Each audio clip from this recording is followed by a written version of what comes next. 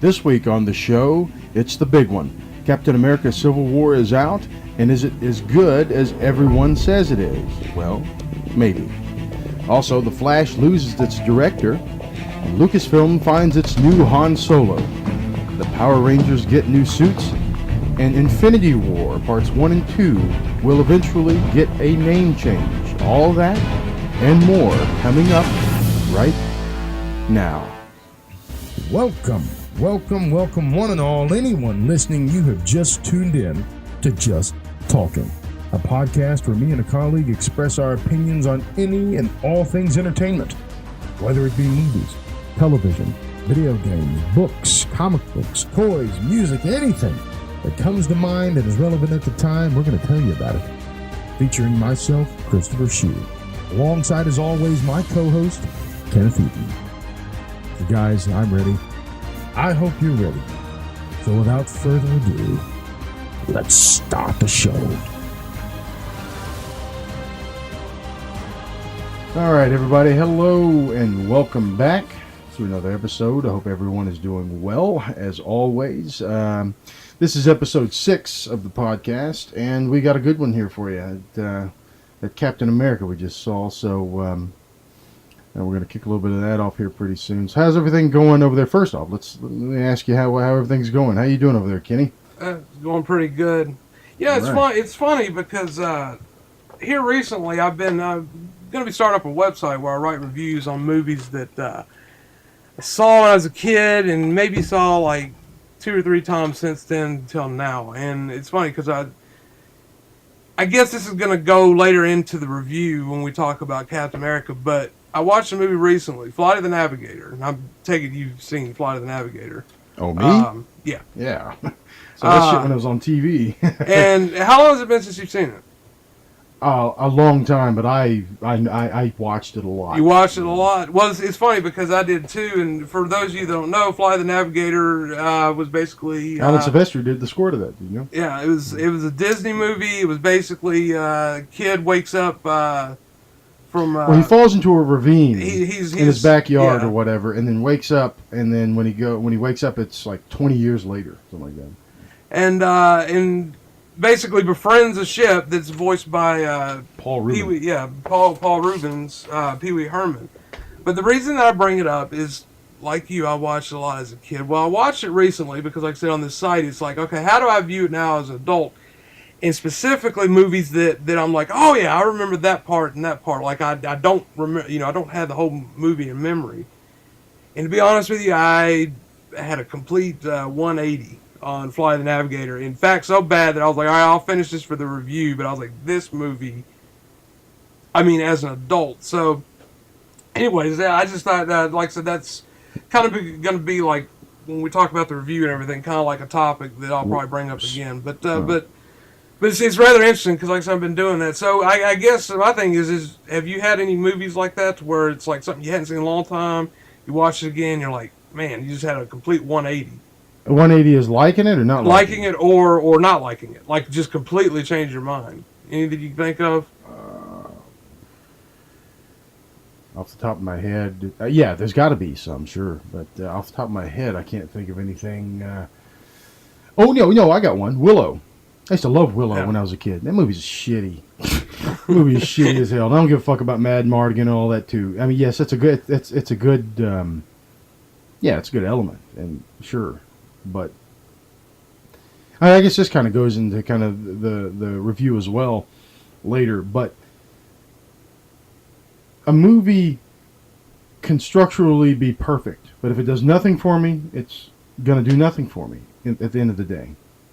And if it's, shitty or really good or whatever, but is just so badly made, that's so badly made that you can't really even get into it, even though it may have a good actor in it or something, or a good director. Then that's the same way. But the bottom line is that I have to really, if it does something for me, no matter what it is. Freddy Got Fingered. That's a movie that's most everybody hates, and I understand why. But for some reason, I haven't seen it in a while, but for some reason when I watched it, I laughed at stupid Tom Green's shit. And he directed it and he wrote it and things of that nature. So maybe that's why. it's not very good. And I acknowledge it's not very good, but I enjoyed it. I laughed at some of the stupid shit. Maybe I won't now if I saw it. So maybe that'd be one also that would have a 180 on it. But yeah, Willow is, look, it's still a great looking movie, and it's well made. Ron Howard directed it. I just am bored to tears with it. So those Willow fans out there that are out there, I'm sorry I offended you. I don't care for Willow very much anymore. So that's one of them, and then I'm sure there's plenty of others as well. But so apparently you don't like Flight of the Navigator anymore. I'm not a fan of Flight of the Navigator. Yeah, First of all, because you said you saw it on TV, I didn't do a lot of research into it yet, but I believe it was a theatrical release. Yep. Mm-hmm. But the look of it, like I said, now that I've looked for like the art behind, like the look and everything, not just the subject and everything, it looks like a TV movie. Like it's. And like today, TV movies look just as good as something you'd see on the silver screen. But like back then, you could tell a TV movie, and it's it's the premise was interesting in the fact that like he's 20 but still in the body of a I think he was 11-year-old. And no, he was. He stayed. I'm sorry. He stayed the same age, but everybody else got older. Like, he had all the star he sees charts his brother now, who's 20, and like he was 6 or 7. When. Yeah. I remember very clearly. I'm and unless a lot of memory is really I forgot. I still enjoy it. I can tell you, but Do you remember which big actress? Yeah, Sarah Jessica Parker. Sarah Jessica Parker. Yeah, I know the movie. Yeah, I know it. I know it very well. I used to watch it a lot. I like that little robot that he hit in when he was trying to get out. I'm talking about when he's trying to escape the little robot thing. That was pretty cool. No, yeah, it definitely certainly looks like a TV movie and all that, but it's one of my still like. I would probably say that I'd still probably like. Anyways, but yeah, so. That's interesting because there's definitely a lot of sometimes you revisit and then there's also like genres like westerns that you turn around and I didn't like any of them when I was a kid, and then I really have a lot of respect for it now. Sergio Leone and all those guys. So anyways, speaking of I guess changing subject just a tad about Civil War. Let's just go right on into Civil War. Captain America Civil War, brand new Marvel Studios movie directed by the Russo brothers, which were the guys that directed the Captain America Winter Soldier, the second one of those. They're also going to be continuing on through and to the Infinity War, the Avengers Infinity War movies. And they got a pretty good track record so far. They've kind of got this grounded reality kind of style to both Winter Soldier and this one, and but this one's got a little more high stakes or whatever. So I'm actually going to throw it over to you first because I think your answer is going to be a little more interesting than mine. So what did you think about Captain America: Civil War? Okay, well let's go ahead and go with that reference I was talking about with Flight of the Navigator. Is here recently with Marvel movies, my first impression is been less, and then the second time I see it has been more. And I don't mean to interrupt you. I just want to just mention real quick that this is just going to be a review, like we would do we've done every review, I guess, except for Batman v Superman. We're going to do a spoiler review and a different video, probably in a day or so after this is released. So this is just going to be a standard review, like we would do. Yeah, no spoilers. Anyway, so go ahead. But there's my first impression with Marvel movies. Has always been less than the second time going around. So here's the deal. I will give my opinion for my first impression for Civil War, but for all of y'all that that think different, just keep in mind I do like the movie, but I can't ignore like my first impression. So here's the breakdown of it is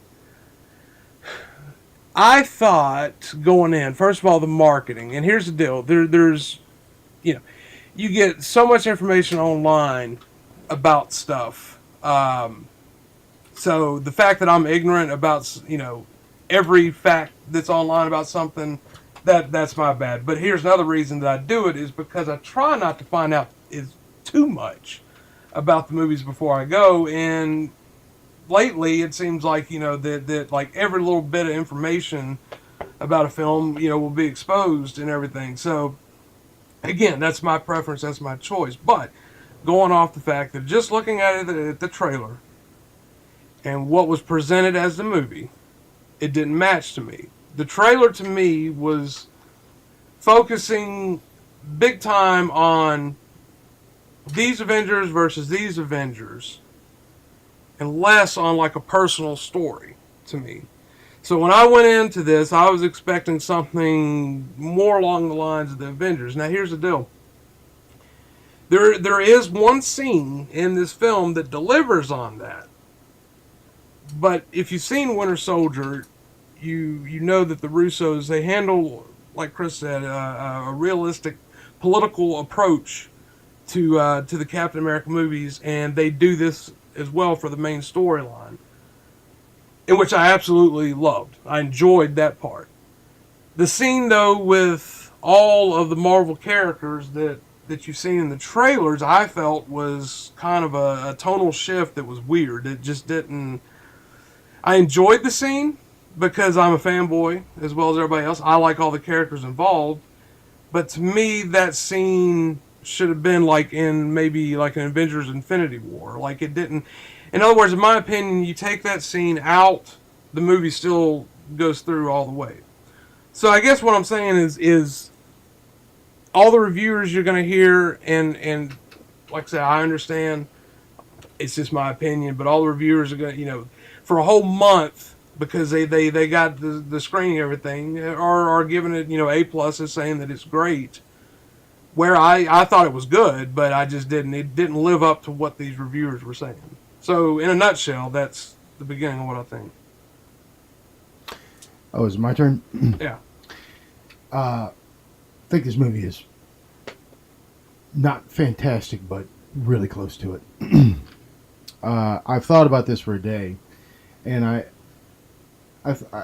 remember saying, like, I didn't know if it was better or worse. My favorite Marvel movie, Studios movie, is Winter Soldier, and I was thinking, is it better or worse than that? It's not as good as Winter Soldier.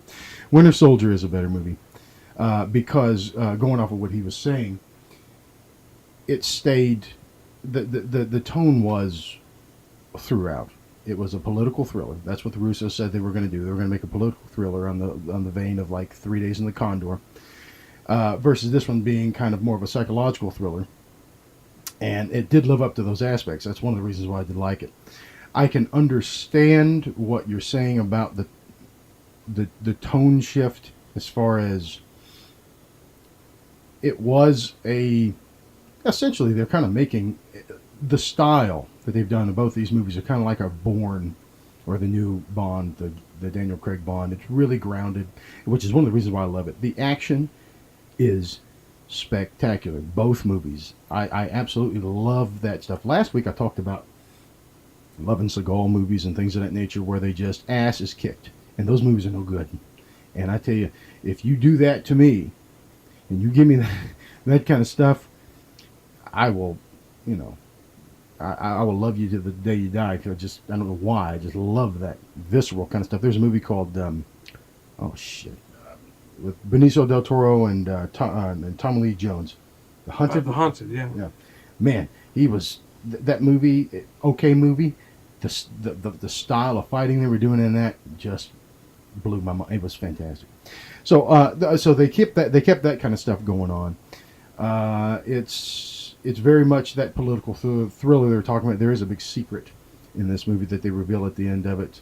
Of a kind of a plot that had been that had happened in the past. That is a pretty big reveal, which is kind of once again what those movies kind of do.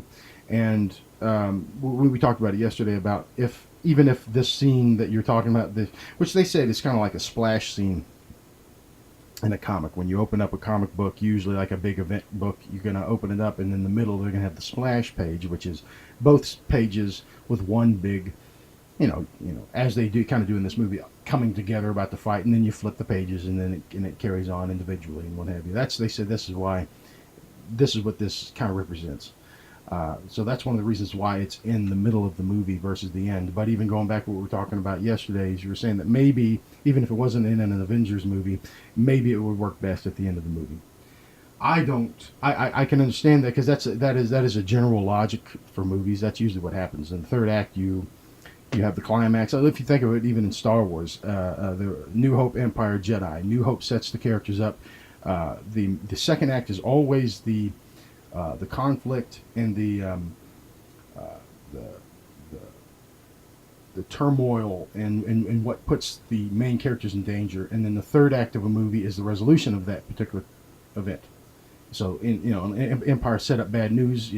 Han was in the carbonite. We don't know what his fate is, and then the third resolves it. They get him back and they win the day. So generally, you would think you would put these action pictures moments at the end, because that's what everything climaxes to. In what they were talking about, and the way they were doing it, being that this is kind of a splash kind of thing going on. I understand why it's in the middle, so that's where I didn't really have a problem with that being where it was. And being that they also said that it was a political thriller. I saw a review on and IGN gave it a 7.5, and their two negatives were that the steam ran out a little bit in Act 3, and what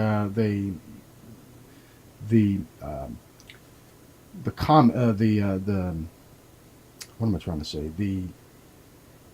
The ideas were rehashed too much. Like, okay, I'm for the Accords, I'm not for the Accords. That was they said that kind of got old, redundant. Yeah.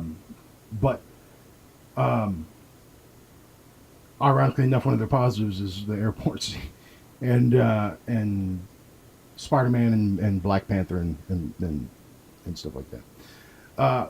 As far as this goes, like at the end of it, I like the idea that it kind of tempered away a little bit and went down into this reveal, and then became a personal fight. It became a personal battle at the end of the movie, versus everybody coming together. I can agree and concede that the tone of that shifted a bit, because it was a big scene. And there were big things that happened in it as well, literally. But if you go back and look at it, though the tone may shifted because it really wasn't as big a story as what this was, there is a beginning, middle, and end to that scene. There is a reason for them to go. They didn't just walk into the airport and say, all right, well, it's time to fight, and argue and fight. They're trying to get to, without spoilers, they're trying to get to a mode of transportation, because Cap and his people had gathered some information and some evidence for which they were going to go and resolve that conflict that certain parties were being blamed for. And basically Tony and them stopped them and said, okay, because they were like sent to get them and bring them back. And everybody's stubborn, so Cap wasn't going with them. Iron Man wasn't just he wasn't just going to let him go. So it culminated into this big fight, but it wasn't like let's now fight and wink at the camera and then, did you guys enjoy that, and then we're going to go home. There was a reason. Now it was there was a story to that scene.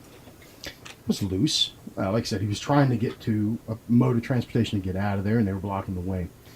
As far as the acknowledging that there was a tone shift, and that there was a slight little bit of just kind of outside, because here's the thing is, I love, and we talked about it as well, if they did cut that out of there, it would have probably been maybe a better movie, arguably, because it would have stayed that political thing and would have stayed grounded, but also there was no need to make it Civil War. Now that's an argument that can't be resolved, because they did. They made it Civil War. If they went around and made a different choice, then that's a sliding door. That's what would happen if somebody went left instead of right. But they did. They made Civil War. So to omit something like that, being that they've committed to making a version of Civil War, that's what you got to do. So that just can be a bummer. If anybody else feels the same way as Ken does about that, that's just what we get. The bottom line, as far as this kind of stuff, for me, for this particular element that we're talking about, is I don't care. And that might seem unfair and might even seem a little bit contradictory to something I might have said before. But keep in mind, I've said this in a previous podcast where I just said it earlier. Everything needs to be story, character, plot. If you're making a movie, that's what you do, and you want to make it as best as possible. And even if you falter, then you falter. But for me, as Christopher Shue, at the end of the day, it invokes something out of me, like a Steven Seagal movie will, and gets me out of my seat and makes me ruckus. Is what happened during this scene. And you talked about you couldn't ignore your initial, what you saw. I can't ignore the fact that I was cheering and hoopering and hollering through this whole thing. So it'd be contradictory for me to tell you, though I do understand where you're coming from, 100%. I acknowledge that there was a shift, but I can't tell you that ruined my experience for it, because it got me moving. It got my blood pumping, and I can tell you, I'll say this: you can give me a movie that's a 10. Because here's where it's funny. I kind of see the kind of glass half full kind of scenario, to where like a movie starts, instead of a movie starting out as a 1, because once again we've said this before, that I don't think anybody goes out to make a bad movie. So a movie starts out as a 10, and then as you watch it, if things may not make sense or certain things, it'll drop 9, 8, 7, 6, 5, 4. Hopefully not any farther than that. So though something that I acknowledge it is what kind of happened, would maybe drop it to a 9 or an 8 or a 7 if you're giving it a score, maybe in the 6 or whatever it wind up being. I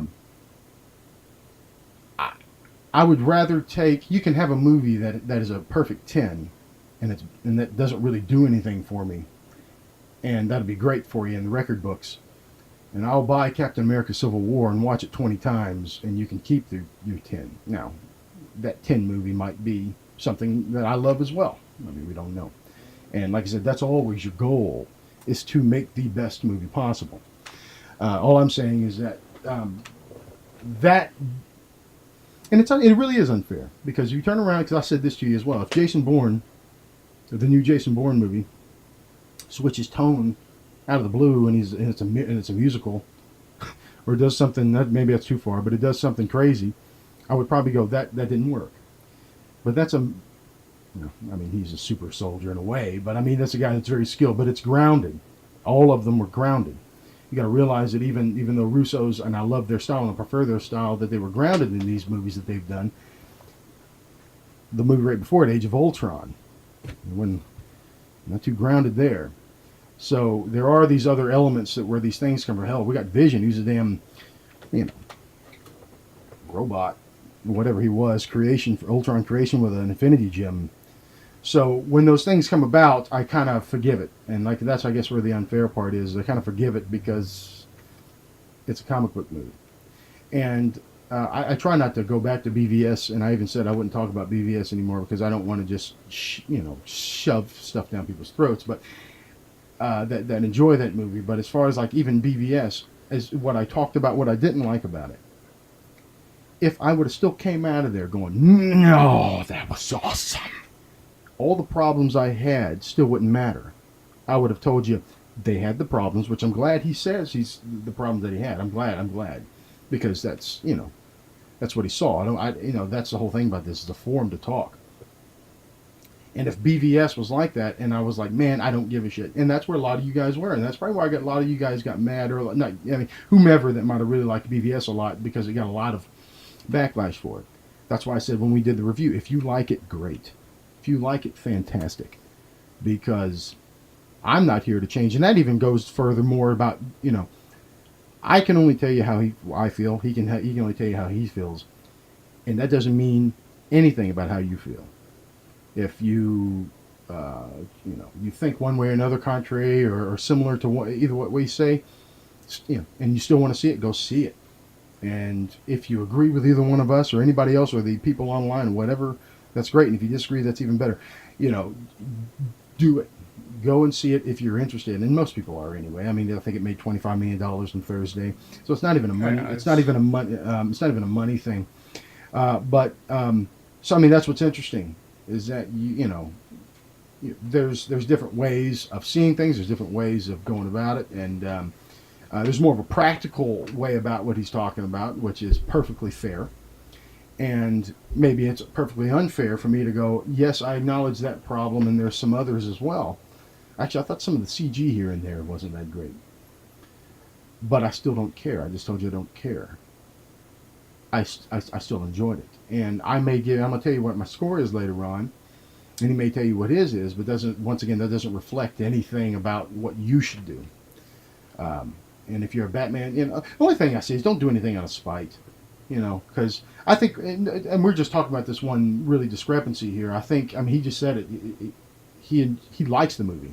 I enjoy the movie a lot. It's not a 10. I can tell you now, it's not. I'm not giving it a 10. And if you go back to BVS, and if you love BVS, and even anticipating this 3-hour cut that they're doing, no matter what we tell you, and how ridiculous I think that they're making a 3-hour cut, and that's supposed to be the real movie. And why didn't you put the real movie out anyway? Whatever. If you think, okay, there it is, then that's awesome, because that's what these movies are for. Is just, especially these kind of things, is to kind of just, make you happy. And this movie made me happy. The Spider-Man. No, that was one thing. I still wouldn't omit the scene that he's talking about, the big airport scene. But if there was something to be omitted that I thought was actually out of place, was actually the original, the initial Spider-Man scene, which happened before it. There's a Spider-Man scene. Of course, we're not going to tell you right now. That you could tell was added because that was something that could easily been omitted if the Sony deal went awry. But once again, I acknowledge that, and I can see that, and he has a certain amount. Tony has a certain amount of time to do something, and then he goes, "Here's the logic that doesn't make sense," and then he goes to Queens and talk, and he visits Peter. Well, why would you take your time out of a certain limited amount of time to go do this instead of finding Captain America? So that should have been omitted more so than this airport thing, in my opinion. But once again, I don't care because it was a great scene. It was a fantastic scene. It was a little shoehorned in there. So I said that because we said that a lot for BVS. It was shoehorned. Maybe even the airport was shoehorned a little bit. But there was there. Everybody in the theater got happy when it says Queens on the screen. I mean, I don't know if you heard. I yelped louder than anybody in the theater because I knew it was coming. And give or take, bad or wrong, whatever, right or wrong, that's what it made me feel. And so acknowledging that it had problems, like I said, there was some stuff, and I would even agree with IGN a little bit that it did kind of, the steam in the third act kind of fell away, but I still liked what they did. I liked the personal story. I liked the reveal, and to get off of this. And that's pretty much all I really want to say about that particular point. And I know we're both on agreement to this because that was one of the things we first talked about. Was there were a lot of there are a lot of sites that talked about and up to this point, and really has been true that one of the problems with Marvel movies is the villain.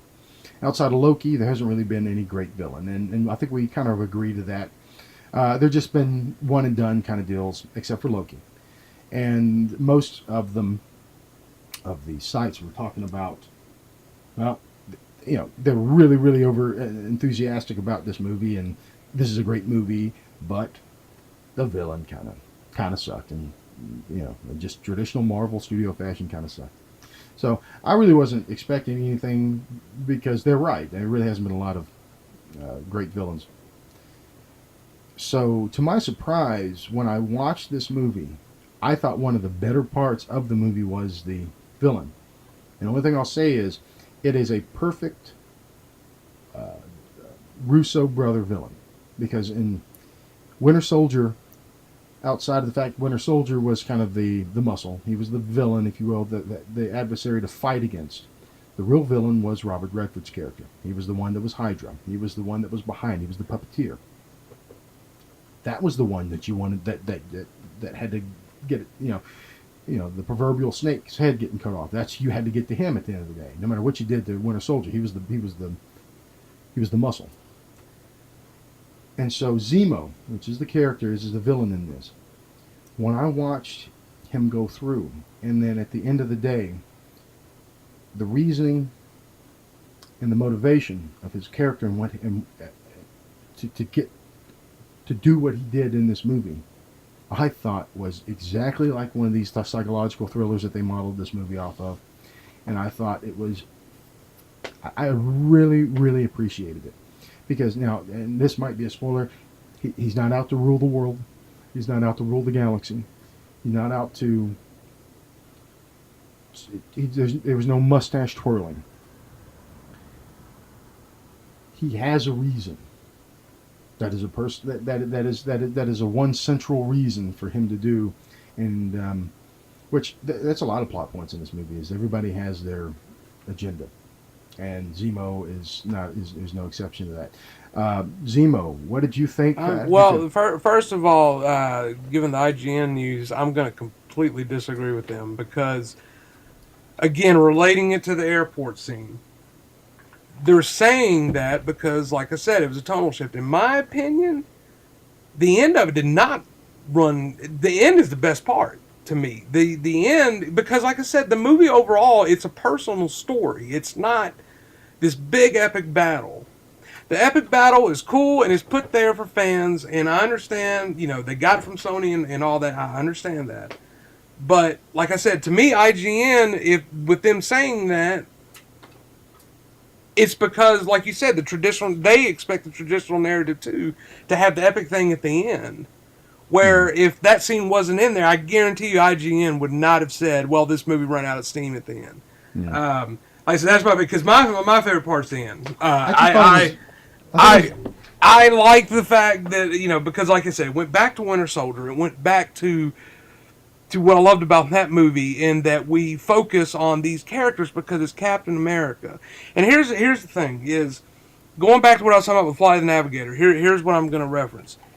Everything that I'm saying right now, I will give you a score, but I'm not going to say it's definitive at the end of this, because there's another Marvel movie that was, and I watched this before we went to see Civil War, because I hadn't seen it maybe I think twice. I There is another movie that Iron Man 2 to me is my least favorite. Talking about, promoting or stuff, that was definitely promoting.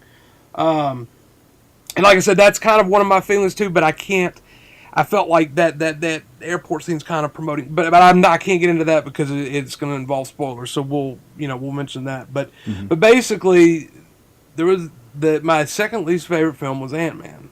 Well, I watched that again before this, and I can say that Ant-Man's in my top 5.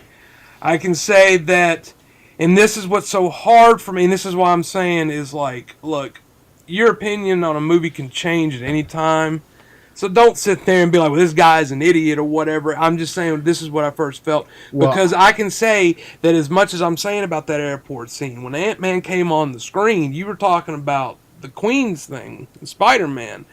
Inside, I didn't yell, but inside, that was where I was like, yay. Because I just got done watching again. I love Ant-Man. I love Paul Rudd. Ant-Man might be my favorite Marvel character, believe it or not, because he is so common. And that was great to watch. But like I said, it was like, I guess after that, I was like, well, man, now the rest of this movie's got to live up to this scene, in which my mind it did, but like, obviously with IGN and everything, it didn't, because I don't know. Like I said, everybody might have a different take. 7.5 isn't horrible, but as far as the Ant-Man thing goes, I mean, I was telling you before the movie came out, it was like every time they would show that trailer, or whatever trailer it is, they actually showed Ant-Man on the arrow and he lands on Iron Man. Every time, even when it would play in a theater that we would be watching something else, I'd go, yeah, and clap my. I think we both came out of Ant-Man, and I liked Ant-Man. But it was one of those things, kind of like the end of the movie we're talking about here, where I was like, okay, it wasn't truly epic. It was a personal story. It was a small story, and I did actually like all that kind of stuff. But really coming off of Ultron, which really didn't. It was a little bit disappointing. So I did enjoy it, but not until it came out on Blu-ray where I really got to watch it again over. I was like, man, I really love this aspect. I mean, it's kind of like in the Russo's kind of element where it's not bombastic. It's this great little heist movie, And I really started, just like Iron Man previously, or anybody else, or if you didn't know Hawkman or Hawkeye and things of that nature, you start. And that's the great thing about the Marvel Studios movies. You fell in love with the smaller secondary characters. And if you didn't know much about Ant-Man, when you watched it and how they did it, and how silly, but yet I like to call them hell yeah moments. When he shrinks and then grabs a guy by his tie and swings him around through a glass, and then within seconds rematerializes to regular size, and then jumps and punches the guy and then goes back smaller. You're like, this is fun as hell. This is fantastic. So I really became, just like you were talking about, I really became a fan of Ant-Man, even more so as I really appreciated the movie in multiple views. And that's kind of a little side thing that, I mean, it's funny, I don't really do much anymore because, everybody, we get older, we're adults now, but that's why I loved Aliens, and that's why I loved Batman, and that's why I loved Back to the Future and stuff like that, because when I was a kid, I watched them not just once or twice. I watched that shit over and over and over and over, and that's why I know the theme to Back to the Future. That's why I know the theme to whatever, Superman and all this kind of stuff, like the original Superman and all that, because you watch it so much, and that's why it becomes part of your psyche if you did that. These days, because maybe there's not a lot of time or what have, but you don't really watch as much. So that's why I do try, on the ones that I enjoy, I try to watch as much as I can. I always go back to, like, if it did something for me, like I was telling you, if it makes me go, oh man, I'm gonna buy that thing, I'm gonna watch it again. And it's cool for those of you that's got kids out there, you can share that with your kids, and actually be twofold. You can be like, hey, this is Batman with Michael Keaton, let's watch it, and then you get to watch again. Or if this is, now watch Ant-Man over or whatever, if they like it or whatever. Anyways, that's a little bit off the cuff, but yeah, I was very, very, very excited with Ant-Man. From the trailers, and we obviously knew that Spider-Man was going to be in it. And by the way, it's not a letdown. Whatever you think of the scene, ultimately, as if you see it, if you haven't seen it already, it's they've done it, and it's not 100% of a twist or a turn, because I actually enjoyed Andrew Garfield, because I thought what they were doing was closer to Spider-Man, where he was like, come on, buddy, are you serious? You got a gun there? Come on. And then whatever. That's the kind of wisecracky kind of stuff that he did. But I think they were still too scared to go all the way. Well, there's Marvel, when they said, look at Spider-Man. The way I see it is they said, look at Spider-Man. We're going to make him Spider-Man. If people don't like the way it is, well, I guess screw them, because it's their son, it's their thing. That's the thing. Yeah, he's a wise, he's wisecracking. Oh, buddy, you forgot this, or like, well, that's cool, and all this kind of stuff. Because this is the youngest portrayal of him.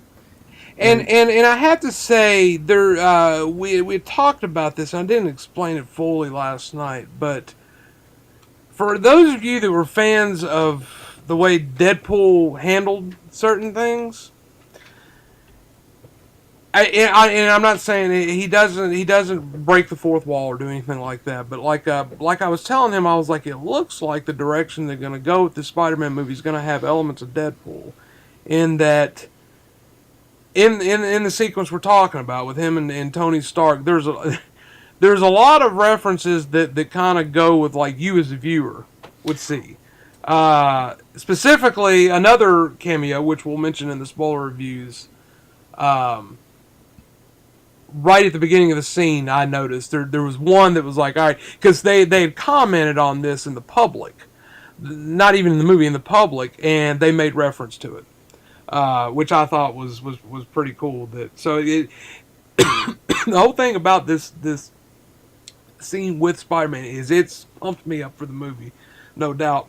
But another thing that I wanted to add too is I've realized, just looking at the whole Marvel library, is I don't know how many would say what your favorite Marvel movie is. I'm assuming a lot of people would probably say the Avengers, because I know a lot of people love the Avengers. But me personally, the single character subject movies are probably more of my favorites. The Avengers is fun. Age of Ultron's fun. And I think that's what, with this film, I was wanting, another single character, personal kind of thing. Like I said, with that thing, it made it feel.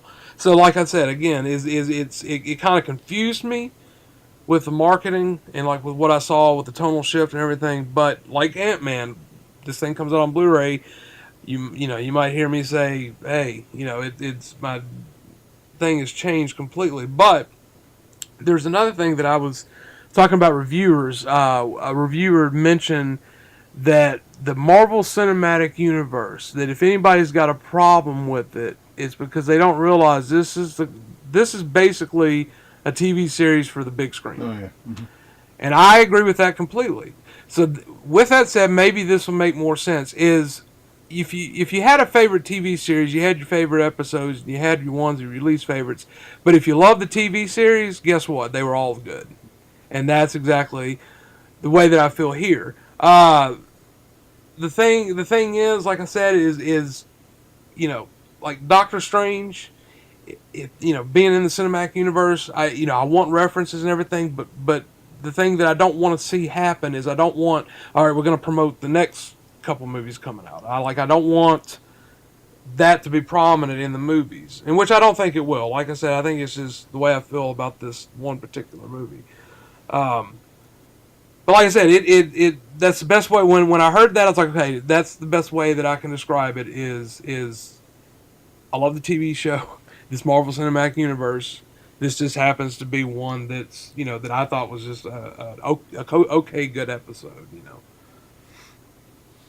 So on that, what are you going to rate it? I will give it. Let's see, IGN gave it a 7.5. I'll give it a 7. And for me, I'm going to go with probably, I think about an 8.5, because still to me, as far as even in that analogy, as far as the television, everything else, if we're talking about maybe a quarter or less, whatever that scene would equal up, everything else is still it's the Russos, and everything else still, and even that, and to me, in my opinion, it still felt kind of like the way it was shot and the way the action was specifically was very Russo's. But but anyway, but yeah, I'm going to give it an 8.5 because I think it really delivered, and not only delivered as a movie, I thought it delivered as progression, because though I agree about like what you're saying with the Doctor Strange kind of thing, I also know that it is a television show. So if each episode they don't allude to what would happen tomorrow or next week, then how is there an arc in the show? So no, do I not want it to be? That's the problem with Iron Man 2, is they just tried to promote the Avengers too much. So no, I don't want them to go into Doctor Strange and start. But yes, I do want reference, because that's the thing that we didn't get to have when we were kids. When me and Ken and people of our age group didn't have when we were watching Batman Keaton or Superman Reeves and all this kind of stuff. Is that so? This is kind of what I do want. I want them to share the universe as they're sharing it. I don't want them to overtake it, but I do want them to talk about what happened in the Sokovian Accords, and I do want them to talk about all that kind of stuff. At least be mentioned. Once again, I don't want it to be a plot point. I don't want it to take away from the story. But yeah, I want them to continue on with that. But anyways, 8.5 is what I'm going to give it. I think it's a really cool movie. I think no matter what, whatever the opinions seem to be here, I think it's a recommend pretty clearly. So anyways, you guys check it out, and tell us, if you will, in the comments, if you so desire, about what you thought ultimately. When did you agree? Did you think the tonal shift was there? Did you and not care, or did you see it and did it ruin it for you, or did it and also importantly is come back with our spoiler reviews, so we Yeah, can go well, a little bit more in depth, because like I said, if some of this was kind of like, what are they talking about, it's like, well, we, like I said, we're out of respect, we're not trying to spoil anything. Yeah, but we'll do it. I'm gonna drop all this stuff on either probably Twitter and Facebook. Certainly Facebook. Whenever starting now, whenever there's new episodes, we're gonna drop that on Facebook. So and we'll tell you about Facebook at the end of the show if you want to follow either one of us or what have you. That's where we'll get updates on when the new episodes will be coming around and so forth. But yeah, we're gonna do the spoiler review later on. Anyways, we got.